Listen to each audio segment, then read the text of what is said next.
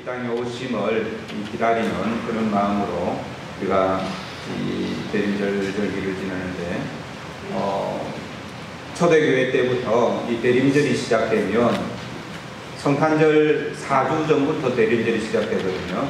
이 촛불을 하나씩 켜면서 이 대림절을, 성탄절을 기다리는 그러한 절기를 가진 전례가 있습니다. 개신교에서는 많이 그런 것들을 없애버리게 됐는데, 요즘 들어서 또 이 초대교회 때부터 했던 그런 전례라서 우리 교회도 매주 하나씩 초를 켜도록 하겠습니다.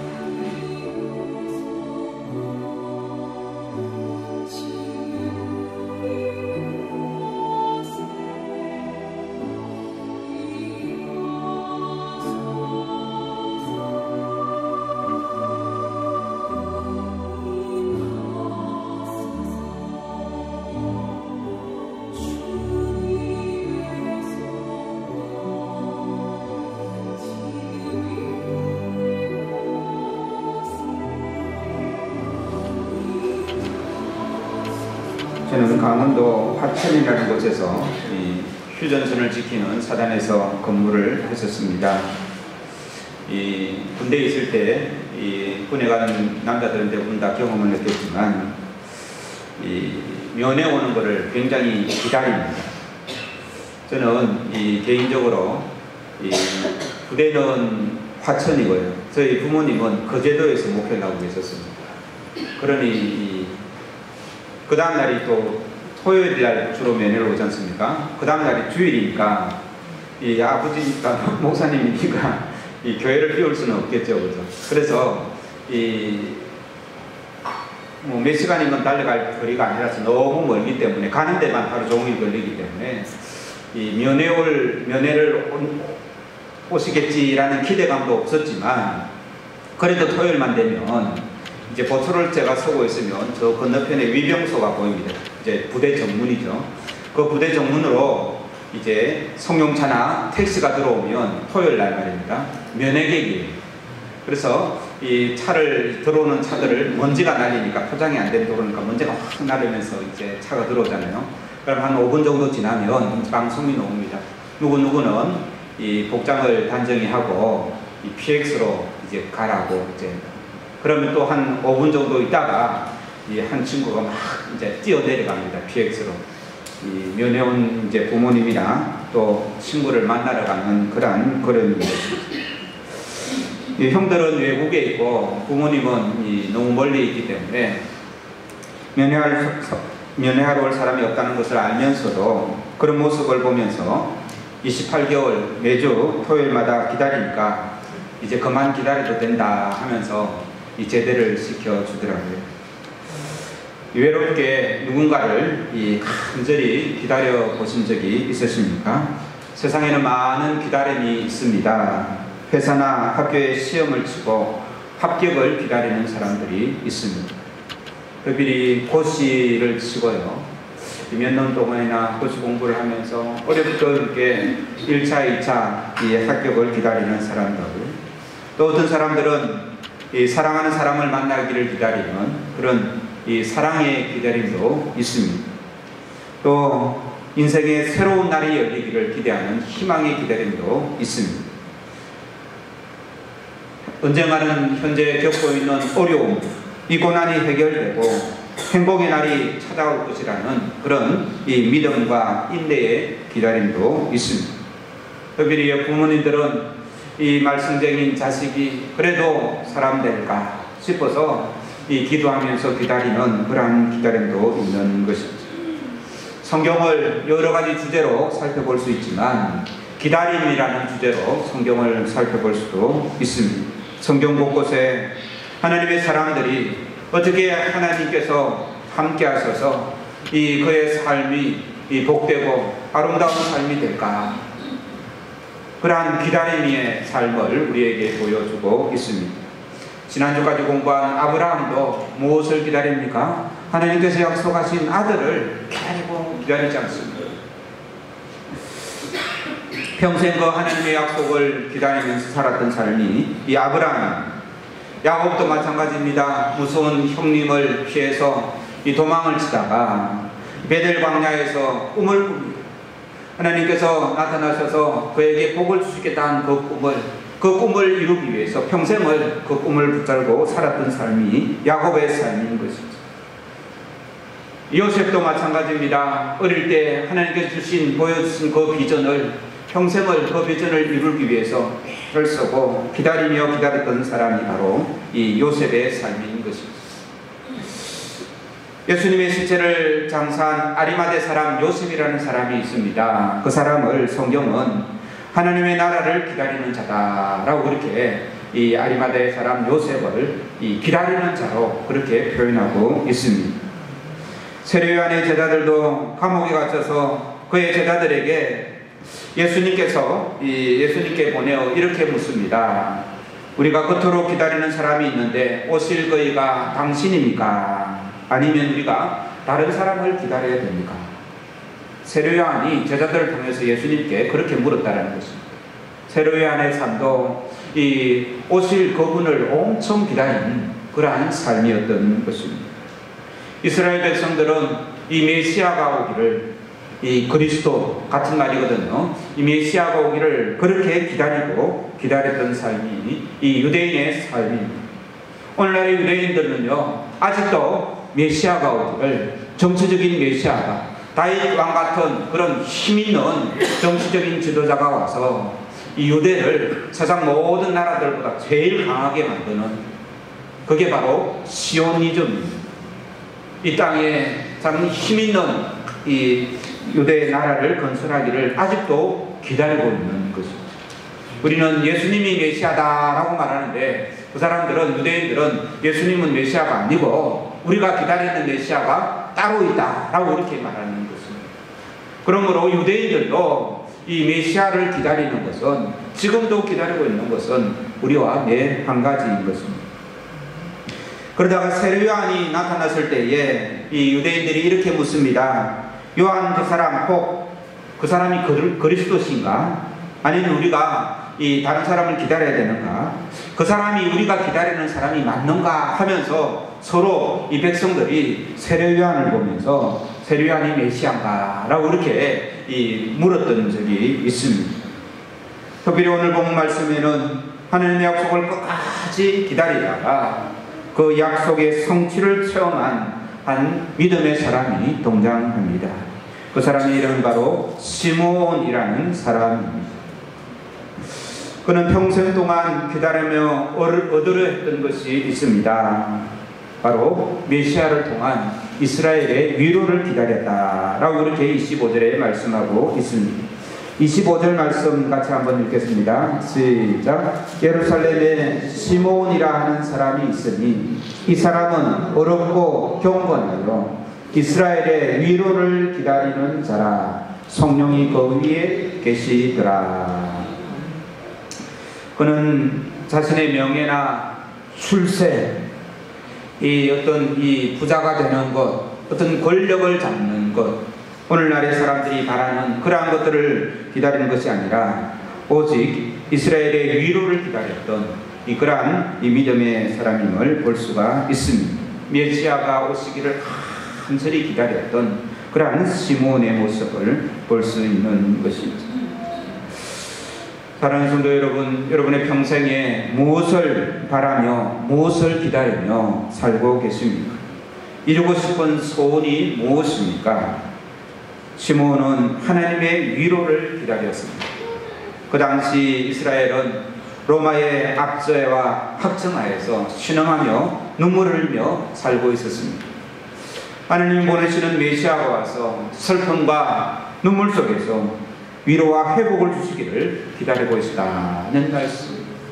마치 우리나라가 일제치하에 이 일본의 학정에 시달리고 있듯이 일본 사람들만 우리를 괴롭힙니까? 그 권력에 빌붙어서 동족의 피를 빨아먹는 많은 사람들이 있지 않습니까? 이 유대 상황도 우리가 일제 압제와 별 다를 바 없는 그런 삶을 살고 있었습니다. 이런 상황 속에서 세상의 어떤 것들을 기다리는 것이 아니라 하나님의 위로를 기다리는 그러한 시몬의 모습을 볼 수 있는 것입니다. 이러한 하나님의 위로는 이스라엘, 그 당시 이스라엘에게만 필요한 것이 아니라 오늘날 우리에게도 필요한 줄로 믿습니다. 슬픔과 눈물이 있는 우리의 삶에 주님의 위로가 필요합니다. 자주 절망하고 자주 좌절하는 우리의 삶에도 주님의 위로가 필요한 것이죠. 죽음의 어둠이 있는 우리의 삶에 주님의 위로가 필요합니다. 질병으로 고통받는 우리의 삶에 주님의 위로가 필요합니다. 특별히 정치적인 혼란을 통해서 힘들어하는 이 땅의 모든 사람들이 주님이 위로가 필요한 것입니다. 우리 주님은 위로자로 이 땅에 오셨습니다. 죄와 사망의 그늘에 앉아 신음하는 인류를 살리시기 위해 그분은 육신의 몸을 입고 이 땅에 오셨던 것이죠.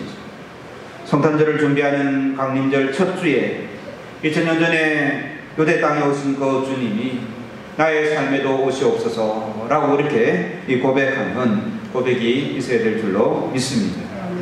이런 주님을 기다리는 절기가 바로 대림절입니다.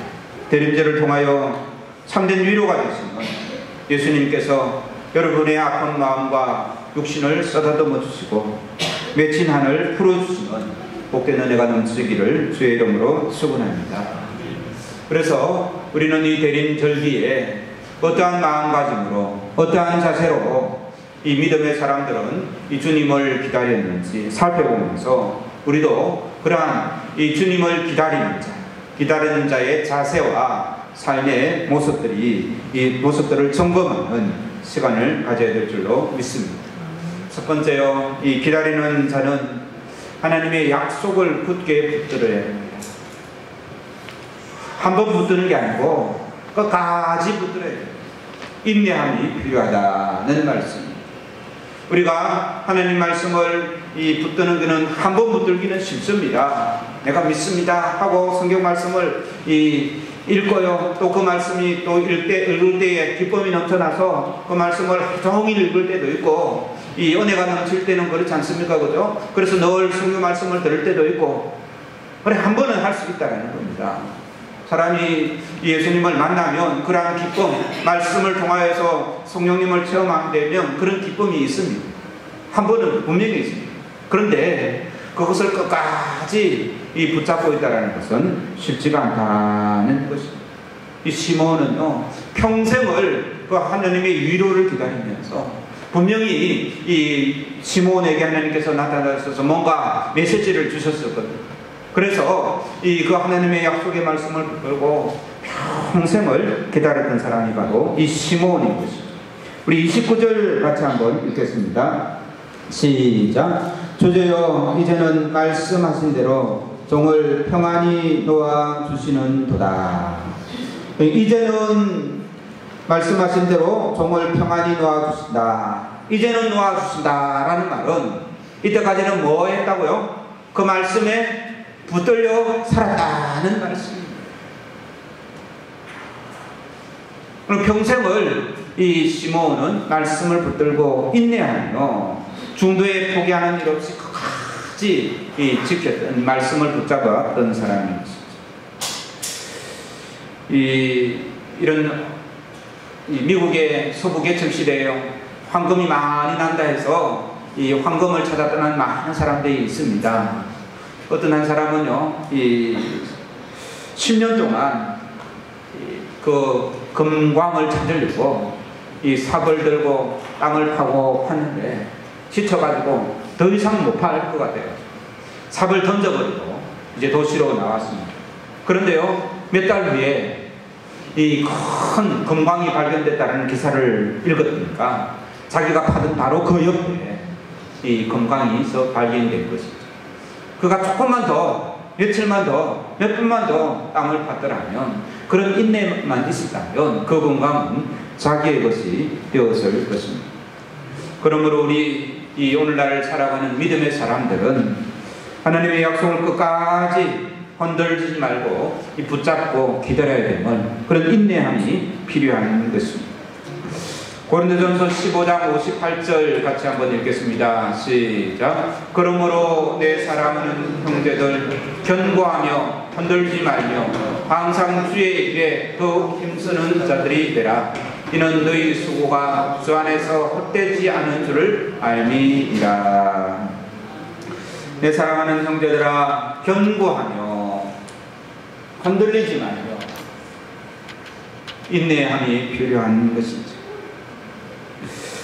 우리는 이 빌립보서 3장 20절 말씀도 같이 한번 읽겠습니다. 시작. 오직 우리의 시민권은 하늘에 있는 자라. 거기로서 구원하는 자, 곧 주 예수 그리스도를 기다리노니. 우리가 하나님의 말씀을 같이 붙잡고 인내하지 못하는 이유가 많이 있는데요. 그 중에 하나는 세상의 위로를 받으려고 하기 때문에 그렇습니다.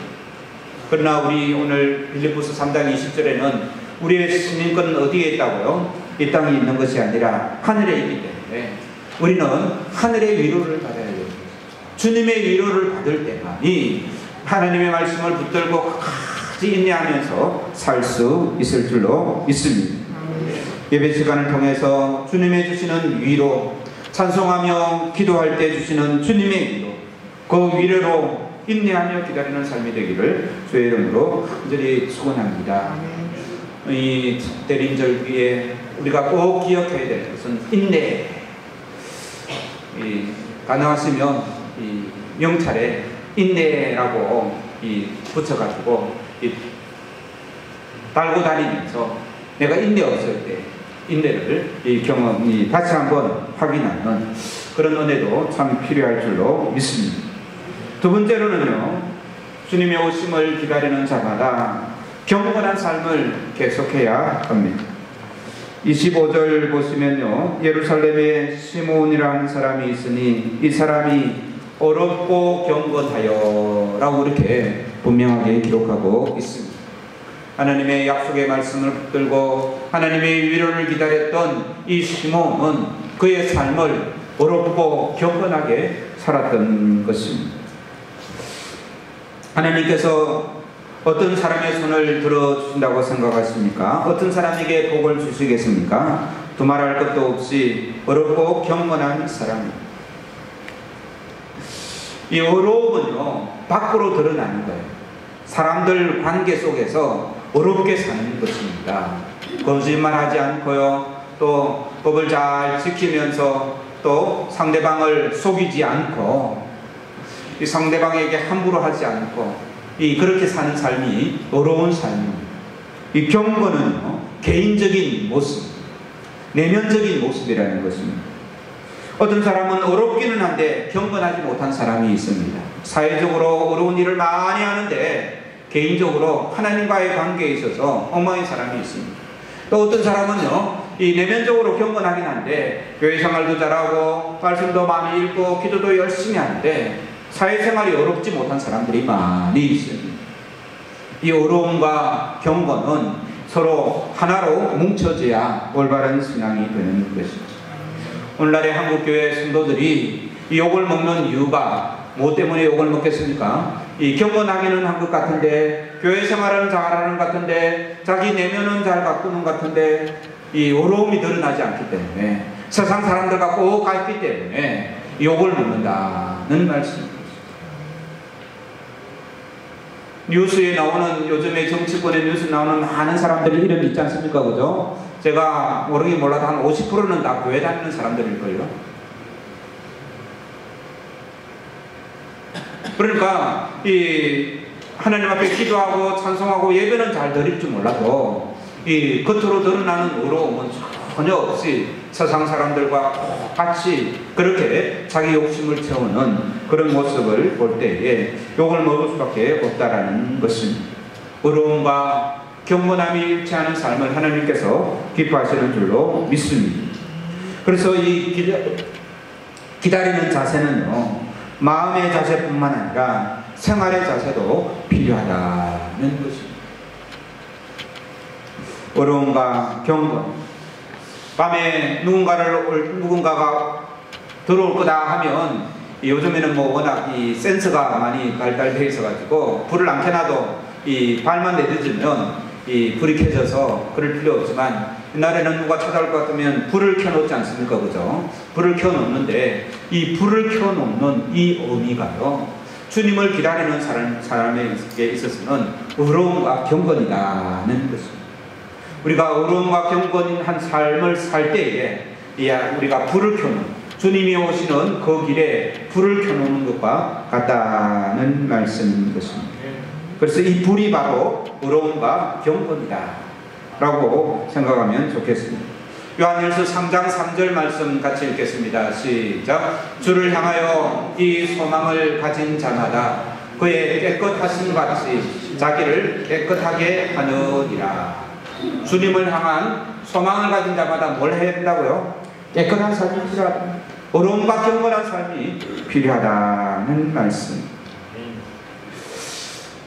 그런데 우리가 이 세상에 살면서 이 의로움과 경건의 삶을 살기가 참으로 쉽지가 않습니다. 경건의 삶은 물론 교회에서 말씀 읽고 기도하고 내면적으로 그렇게 하는 것은 요즘에 이 특별한 어려움은 없겠지만 의로운 삶을 살기는 참 쉽지 않습니다. 이 세상이 어렵지 않기 때문에 그렇습니다. 그리고 이 세상에서는요, 나에게 어려움을 요구하기보다도 편법과 이 불의를 요구할 때가 훨씬 더 많기 때문에 그렇습니다. 그래서 우리는 오늘 이 사도 시몬, 이 믿음의 이 선배 시몬이 어떻게 이 어려운 삶을 살았고 경건한 삶을 살았는지를 말씀을 통해서 꼭 배워야 되는 것입니다. 그래야 우리도 이 시몬처럼 이 어렵고 경건하게 끝까지 인내하며 기다리지 않겠습니까? 그래서 오늘날도 어려운 삶을 살기가 힘들지만 이 시몬이 살았던 그때에도 여전히 오늘날과 똑같은 그런 사람들이 많이 있었습니다. 그래서 타고난 성품으로 어려운 삶을 살기는 힘듭니다. 모진 고난과 훈련으로 이 어려운 삶을 살기는 힘들다는 것입니다. 자기의 어떤 재주를 잘 한다 해도 어려운 삶을 살기는 힘듭니다. 오늘 본문에서는요, 시몬이 어려운 삶을 살았던 이 원동력, 그 힘에 대해서 분명하게 말씀하고 있는데요. 25절을 보시면 성령이 그의 위에 계시더라 라고 25절 마지막에 말씀하고 있죠. 그 다음에 26절에도 보면 성령의 지시를 받았더니 라는 말씀이 있습니다. 27절에도 성령의 감동으로 라는 말씀이 있습니다. 이 시몬이 어렵고 경건한 삶을 살 수 있었던 그 이유, 그 힘의 원동력이 무엇입니까? 바로 성령님의 힘이라는 말씀입니다. 우리는 죄된 속성을 가지고 있기 때문에 의를 행하기보다 죄를 행하기가 훨씬 더 쉽습니다. 그렇지 않습니까? 그죠? 착한 일을 하기가 쉽습니까? 나쁜 일을 하기가 쉽습니까? 나쁜 일을 하기가 쉽습니다. 꽃을 피우기는 힘들지만 잡초를 키우려고 하면 어떻게 하면 됩니까? 가만히 놔두면 잡초는 저절로 자라는 거예요. 우리도 마찬가지입니다. 꽃을 피우려고 하면 굉장히 힘이 듭니다. 그런데 그 힘의 원동력이 이 시몬에게 있어서는 이 성령님이다 라고 성경은 말씀하고 있습니다. 이 최순실 씨 사태를 보면서 그리고 여당이나 야당의 일련의 이 대처하는 정치꾼들의 모습을 보면서 여러 가지 생각을 하게 되는데요. 저는 그 뉴스를 들으면서 이런 생각을 합니다. 이 사람들은요, 조금만 힘이 있으면 그 힘을 최대한 발휘해서 자기 영향력을 끼치고 욕심으로 감동되어 하나라도 더 가지려고 하는 것이 오늘날 이 사람들의 이 거듭나지 못한 이 믿음 없는 사람들의 보통 사람들의 이 모습이다는 생각을 해봅니다. 인간의 욕망이라고 표현하지 않습니까? 그렇죠? 이런 사람들은 욕심에 감동되어 있는 거예요. 그 욕망에 감동되어 있는 거예요. 이런 욕심으로 감동된 이 땅에서 우리가 이 어렵고 경건하게 살 수 있으려고 하면 성령님의 감동되어야 된다는 말씀입니다. 성령님의 지시를 받고 성령님이 주시는 힘으로 이 세상을 이겨내야지 우리가 이 땅에서 어렵고 경건하게 살 수가 있다는 말씀입니다. 성령님이 주시는 그 지혜를 가지고 영적인 분별력과 통찰력이 있어야 됩니다. 내가 이 사람과 같이 일을 해서 되느냐 안 되느냐, 이 사람의 말을 따라서 사업을 해야 되느냐 말아야 되느냐 하는 문제들이 그냥 인간적으로 결정하게 되면 나도 모르게 휩쓸려가게 되는 거예요. 나중에는 빠져나올 길이 없기 때문에 거짓말하게 되고 더 수렁으로 빠져들 수밖에 없는 것입니다. 그러므로 우리는 이 믿음을 가지고 성령님께서 나의 발걸음을 인도해달라고 한 걸음 한 걸음 붙들어달라고.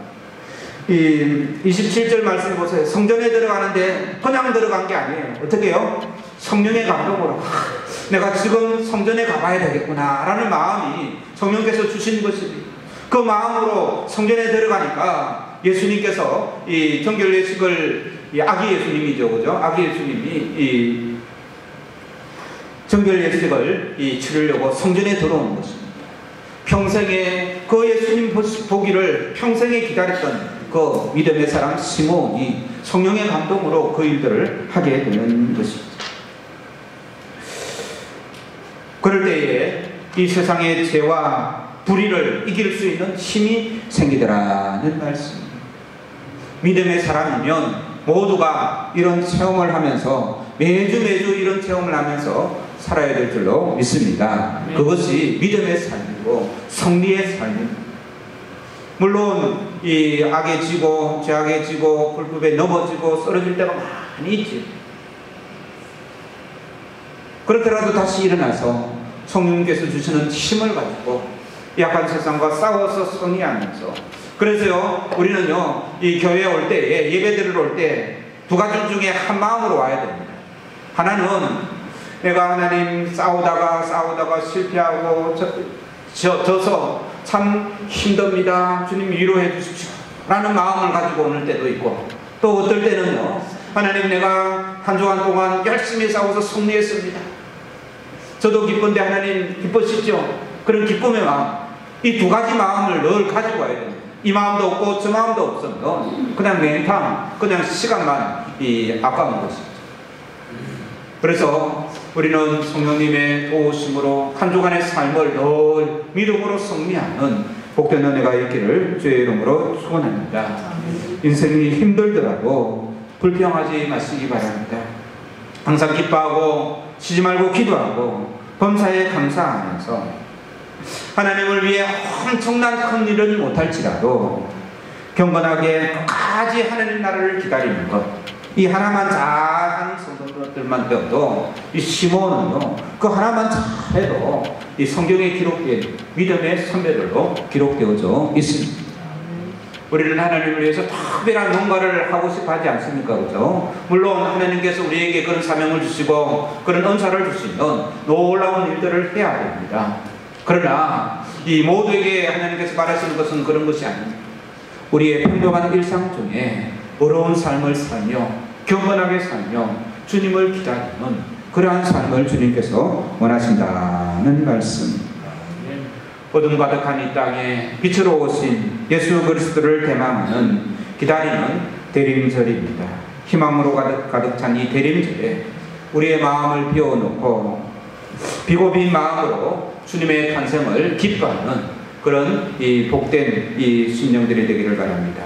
뿐만 아니라 다시 오실 예수 그리스도를 소망 중에 바라보며 굳센 믿음으로 늘 승리하시는 우리의 삶이 되기를 바라는데요. 그런 삶이 바로 어렵고 경건한 삶이라는 말씀입니다.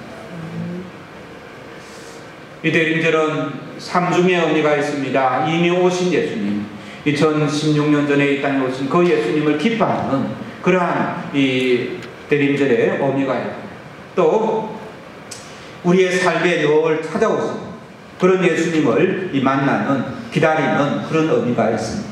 마지막으로 다시 오실 것을 구름 타고 모든 믿는 자들이 함께 바라보면서 그 날을 기다리는 그 재림의 날, 그것을 소망하며 기대하는 그러한 기다림을 바로 이 대림절에 의미가 있는 것입니다. 그러므로 우리는 우리의 삶 속에 날마다 찾아오시는 그 주님을 영접하고 그 주님을 인하여 우리의 삶을 승리하며 어렵고 경건하게 마지막 날 주님 재림하시는 그날 우리 모든 성도들이 주님을 맞이하는 복된 성도들 되기를 주의 이름으로 축원합니다. 기도하시겠습니다. 죄에 빠진 우리를 찾아오신 하나님 아버지, 주님의 오심을 간절히 기다리는 이 대리민절기에 마음의 촛불을 밝힙니다. 조용히 주님의 탄생을 기뻐합니다. 특별히 어렵고 경건하게 일평생 인내하며 살다가 마침내 이스라엘의 위로를 보았던 시몬의 삶을 본받게 하여 주시옵소서. 이 세상은 참으로 험해서 주님의 날을 기다리기가 참으로 어렵습니다. 하지만 기다림에 실패하지 않도록 인내를 허락하여 주시옵소서. 예수님께서 십자가에서 이루신 그 인내를 본받게 하옵소서. 그리고 주님 오실 그때까지 의와 경건의 삶을 살기를 원합니다. 주님의 재림의 날에 의와 경건이라는 등불을 들고 주님을 기쁨으로 맞이하는 예수 그리스도의 이름으로 기도하옵나이다. 아멘. 찬송가 179장입니다.